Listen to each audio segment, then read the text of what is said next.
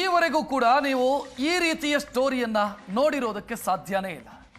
ಸಾಮಾನ್ಯವಾಗಿ ಜಾನುವಾರುಗಳನ್ನ ಕದ್ದು ಸಾಗಾಟ ಮಾಡಿದಾಗ ಅದನ್ನು ಕಸಾಯಿಖಾನೆಗೆ ಸಾಗಿಸಲಾಗುತ್ತೆ. ಜಾನುವಾರುಗಳನ್ನು ಕಸಾಯಿಖಾನೆಗೆ ಕದ್ದು ಸಾಗಾಟ ಮಾಡಿ ಮಾಂಸ ಮಾಡಿ ಅದನ್ನು ವ್ಯಾಪಾರ ಮಾಡುವಂಥ ಕೆಲಸಗಳಾಗುತ್ತೆ. ಬಟ್ ನಾವೀಗ ನಿಮಗೆ ತೋರಿಸ್ತಾ ಇರುವಂಥ ಸ್ಟೋರಿ ಅದಕ್ಕಿಂತ ತುಂಬ ಡಿಫ್ರೆಂಟ್ ಆಗಿದೆ. ಈವರೆಗೆ ಈ ರೀತಿಯ ಸ್ಟೋರಿಯನ್ನು ನೀವು ನೋಡಿರೋದಕ್ಕೆ ಸಾಧ್ಯ ಇಲ್ಲ. ಕದ್ದ ಜಾನುವಾರುಗಳನ್ನು ಬಳಸಿ ಹೈಟೆಕ್ ಹೈನುಗಾರಿಕೆಯನ್ನು ಮಾಡ್ತಾ ಇರುವಂಥ ಸ್ಟೋರಿ. ಕದ್ದ ಹಸುಗಳನ್ನು ಬಳಸಿ ಹೈನುಗಾರಿಕೆ ಮಾಡಿ ಅದಕ್ಕೆ ಪ್ರಶಸ್ತಿಯನ್ನು ಕೂಡ ಪಡ್ಕೊಂಡಿದ್ದಾನೆ ಇಲ್ಲೊಬ್ಬ.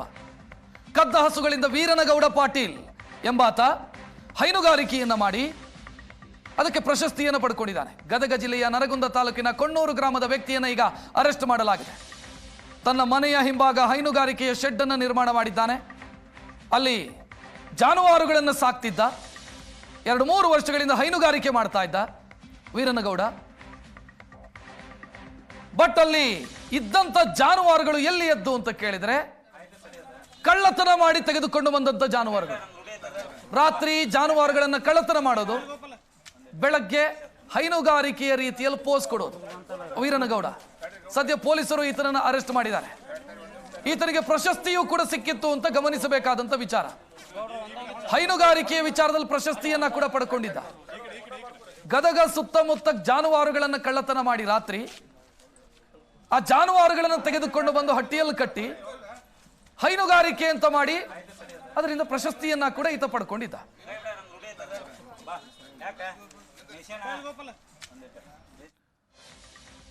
ಇನ್ನು ಗದಗ ಜಿಲ್ಲೆಯಲ್ಲಿ ಹಾಲು ಉತ್ಪಾದಕನಾಗಿ ದೊಡ್ಡ ಮಟ್ಟದ ಹೆಸರನ್ನು ಸಂಪಾದಿಸಿದಂತ ವ್ಯಕ್ತಿ ವೀರನಗೌಡ.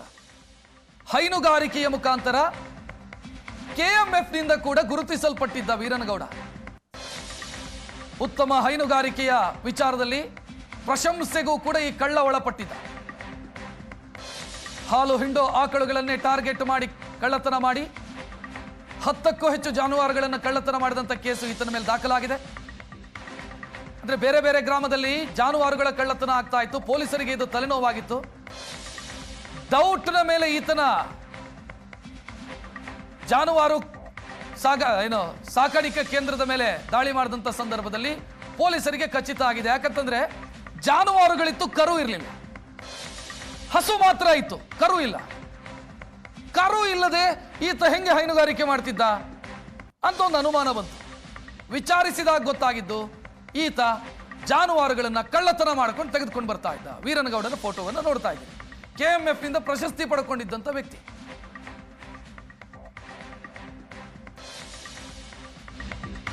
ಇನ್ನು ಪೊಲೀಸರಿಗೆ ಡೌಟ್ ಹೇಗೆ ಬಂತು ಅನ್ನೋದಕ್ಕ ವಿವರ ನೋಡ್ತಾ ಇದ್ದೀರಿ. ಪ್ರಕರಣದ ಬೆನ್ನತ್ತಿದ ಪೊಲೀಸರಿಗೆ CCTV ದೃಶ್ಯಗಳು ಸಿಗುತ್ತೆ. ಕೊಣ್ಣೂರು ವ್ಯಾಪ್ತಿಯ ಹಸು ಸಾಗಾಟ ಮಾಡಿದ್ದರ ಬಗ್ಗೆ ಸುಳಿವು ಸಿಗುತ್ತೆ. ರಾತ್ರಿ ಮುಸುಕು ಹಾಕೊಂಡು ಹಸು ಕಳ್ಳತನ ಮಾಡ್ತಾ ಇದ್ದ ವೀರನಗೌಡ ರಾತ್ರೋರಾತ್ರಿ ಹೈನುಗಾರಿಕೆಯ ಶೆಡ್ಡಿಗೆ ಹಸು ತಂದು ನಿಲ್ಲಿಸ್ತಾ ಇದ್ದ. ಕರುಗಳೇ ಇಲ್ಲದೆ ಹಾಲು ಹಿಂಡೋ ಹಸು ನೋಡಿ ಪೊಲೀಸರಿಗೆ ಅನುಮಾನ ವ್ಯಕ್ತವಾಗಿದೆ. ಇದು ಹೆಂಗ್ ಸಾಧ್ಯ ಅಂತ ವಿಚಾರಣೆ ಮಾಡಿದಾಗ ಕಳ್ಳತನದ ಬಗ್ಗೆ ಒಪ್ಕೊಂಡಿದ್ದಾರೆ ವೀರನಗೌಡ. ಸದ್ಯ ಆರೋಪಿಯಿಂದ 6 ಹಸುಗಳನ್ನು ವಶಕ್ಕೆ ಪಡೆದಿದ್ದಾರೆ ಪೊಲೀಸರು. ಪೊಲೀಸರಿಗೆ ತಲೆನೋವಾಗಿದ್ದಂಥ ಕೇಸ್ನ ಆರೋಪಿಯನ್ನ ಅರೆಸ್ಟ್ ಮಾಡಲಾಗಿದೆ.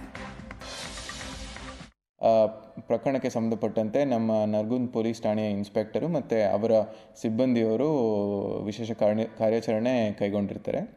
ಇದರ ಹಿನ್ನೆಲೆಯಲ್ಲಿ ಏನಾಗಿರುತ್ತೆ ಅಂತ ಹೇಳಿದರೆ, ನರಗುಂದಲ್ಲಿ ಸುಮಾರು ಈ ಹಸು ಮತ್ತು ದನದ ಕಳ್ತನದ ಬಗ್ಗೆ ಈಗಾಗಲೇ 2023ರಿಂದ ಒಟ್ಟು 10 ಕೇಸು ದಾಖಲಾಗಿರುತ್ತೆ.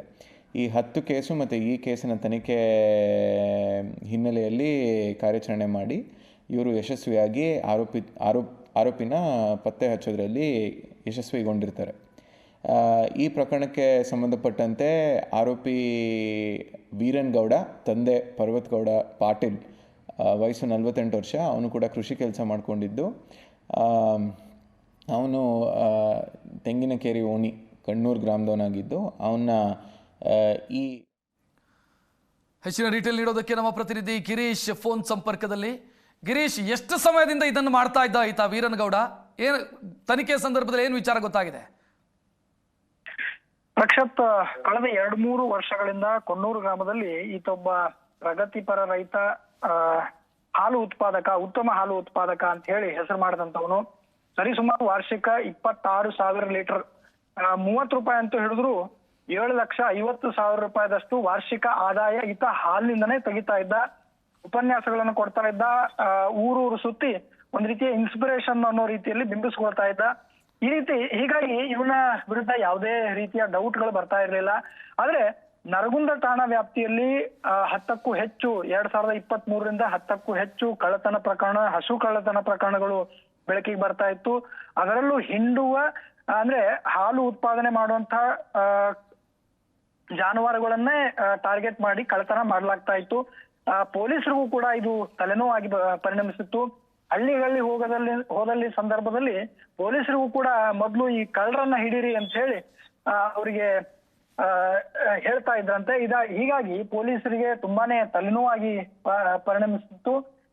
ಈ ರೀತಿ ಪೊಲೀಸರ ರೌಂಡ್ಗೆ ಇಳಿದಂತಹ ಸಂದರ್ಭದಲ್ಲಿ, ಪೊಲೀಸರ ತನಿಖೆಗೆ ಮಾಡುವಂತಹ ಸಂದರ್ಭದಲ್ಲಿ ಕೊಣ್ಣೂರು ಭಾಗದಲ್ಲಿ ರಾತ್ರಿ ಈ ರೀತಿ ಜಾನುವಾರುಗಳನ್ನ ತೆಗೆದುಕೊಂಡು ಬರ್ತಾ ಇದೆ, ಸಂಚಾರ ನಡೆಸ್ತಾ ಇದೆ ಅನ್ನೋ ಮಾಹಿತಿ ಪೊಲೀಸರಿಗೆ ಬರುತ್ತೆ. ಪೊಲೀಸರು ಈತನ ಕೊಟ್ಟಿಗೆಗೆ ಭೇಟಿಯನ್ನು ಕೊಟ್ಟಂತ ಸಂದರ್ಭದಲ್ಲಿ ಒಂದ್ ರೀತಿಯ ಶಾಕ್ ಆಗುತ್ತೆ. ಒಂದ್ ರೀತಿಯ ಹೈಟೆಕ್ ವ್ಯವಸ್ಥೆಯನ್ನ ಈತ ಮಾಡ್ಕೊಂಡಿರ್ತಾನೆ, CCTVಗಳನ್ನ ಅಳವಡಿಸ್ಕೊಂಡಿರ್ತಾನೆ. ಸೂಕ್ಷ್ಮ ಈ ರೀತಿ ಪೊಲೀಸರು ತನಿಖೆ ಮಾಡಿದಂತಹ ಸಂದರ್ಭದಲ್ಲಿ ಯಾವುದೇ ಕರುಗಳು ಇಲ್ಲದೆ ಈತ ಹೈನುಗಾರಿಕೆ ಮಾಡ್ತಾ ಇರ್ತಾನೆ. ಕರುಗಳು ಎಲ್ಲಿ ಹೋದ್ವು ಅಂತ ಕೇಳಿದಾಗ ಈತ ಹೇಳ್ತಾನೆ, ಇವನ್ನ ಮಾರಾಟ ಮಾಡಿರ್ತೇನೆ ನಾನು, ಅವ್ರು ಕೊಟ್ಟಿರ್ತೇನೆ, ಹೀಗೆ ದಾನದ ರೂಪದಲ್ಲಿ ಕೊಟ್ಟಿದ್ದೇನೆ ಅನ್ನೋ ಕಥೆಯನ್ನ ಕಟ್ತಾನೆ. ತನಿಖೆ ಮಾಡಿದಂತಹ ಸಂದರ್ಭದಲ್ಲಿ ಈತ ಬಾಯಿ ಬಿಡ್ತಾನೆ. ಸುಮಾರು 6ಕ್ಕೂ ಹೆಚ್ಚು ಏನು ಜಾನುವಾರುಗಳಿದ್ದರ ಈಗ ಸದ್ಯಕ್ಕೆ ಅವನ್ನ ವಶಕ್ಕೆ ಪಡೆದುಕೊಳ್ಳಲಾಗಿದೆ. ಈತನ ಖಯಾಲಿ ಹೇಗಿರುತ್ತೆ ಅಂದ್ರೆ, ಕೇವಲ ಹಿಂಡುವ ಕರುಗಳನ್ನ ಮಾತ್ರ, ಹಿಂಡುವ ಜಾನುವಾರುಗಳನ್ನ ಮಾತ್ರ ಇಟ್ಕೊಳ್ತಾನೆ. ಬಾಕಿ ಜಾನುವಾರುಗಳನ್ನ ಮಾರಾಟ ಮಾಡ್ತಾ ಇದ್ದಾನೆ. ಅದನ್ನು ರಾತ್ರಿ ಹೊತ್ತು ಮಾತ್ರ ಈತ ಕಳ್ಳತನ ಮತ್ತು ವ್ಯಾಪಾರದ ವಹಿವಾಟನ್ನ ಮಾಡ್ತಾ ಇದ್ದಾನೆ. ಬೆಳಗಿನ ಜಾವ ಮಾತ್ರ ಈತ ಪ್ರಗತಿಪರ ರೈತ, ಜೊತೆಗೆ ಉತ್ತಮ ಹಾಲು ಉತ್ಪಾದಕ ಅನ್ನೋ ರೀತಿಯಲ್ಲಿ ಬಿಂಬಿಸ್ಕೊಳ್ತಾ ಇರ್ತಾನೆ. ಒಟ್ಟಿಗೆ ಪೊಲೀಸರು ಈತನನ್ನ ವಶಕ್ಕೆ ಪಡೆದು 6 ಲಕ್ಷ ರೂಪಾಯಿ ಮೊತ್ತದ ಜಾನುವಾರುಗಳನ್ನ ವಶಕ್ಕೆ ಪಡೆದುಕೊಂಡಿದ್ದಾರೆ. ಜೊತೆಗೆ ಒಂದಿಷ್ಟು ಹಣವನ್ನು ಕೂಡ ವಶಕ್ಕೆ ಪಡೆದು ಇವನ್ನ ವಿಚಾರಣೆಯನ್ನ ಮಾಡ್ಲಾಗ್ತಾ ಇದೆ. ಥ್ಯಾಂಕ್ ಯು ಗಿರೀಶ್ ಮಾಹಿತಿಗೆ.